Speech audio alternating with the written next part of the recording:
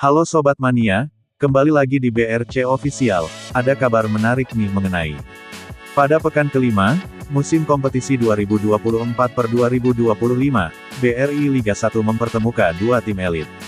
PSM Makassar versus Arema FC, di Stadion Batakan Balikpapan, Minggu, tanggal 15 September tahun 2024.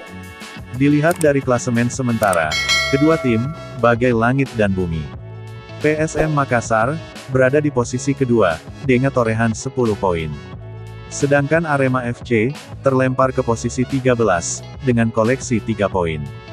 Jika melihat tren kedua tim, PSM Makassar, bisa dibilang lebih unggul.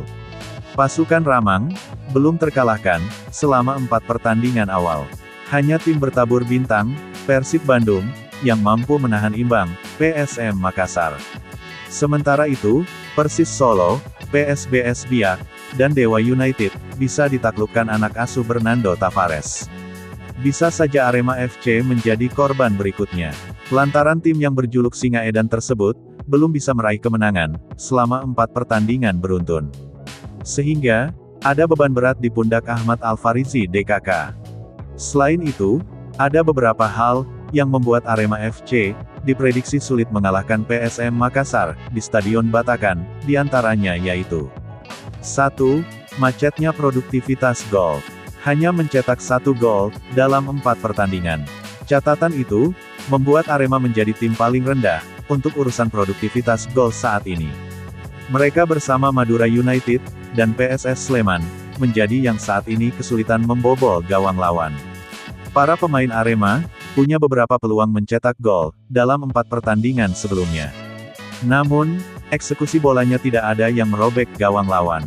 Apesnya, kini mereka berhadapan dengan tim, yang punya pertahanan solid. PSM punya Yuran Fernandes, yang jadi kapten tim di lini belakang. Selain itu, kiper Hilman Syah, juga menemukan bentuk permain terbaiknya. Dua beban harus menang. Beban di pundak pemain Arema FC, lebih berat dibandingkan PSM. Ahmad Al-Farizi DKK, dituntut wajib menang. Secara psikis, ini akan berpengaruh pada performa pemain di lapangan. Biasanya, mereka lebih bernafsu agar segera mencetak gol.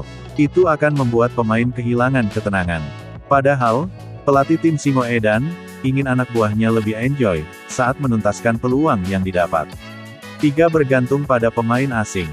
Bisa dibilang, saat ini Arema punya ketergantungan, kepada semua pemain asing. Seperti saat jadi juara di Piala Presiden 2024, tim Singo Edan, kerap menurunkan 7 pemain asing, sejak menit awal. Ketika di Liga 1, yang hanya bisa menurunkan 6 pemain asing sebagai starter, Arema FC tampak butuh adaptasi. Nah itu dia sobat untuk update kabar hari ini. Bagaimana pendapat kalian sobat? Tulis pendapat kalian di kolom komentar ya sobat, dan jangan lupa like, komen dan subscribe.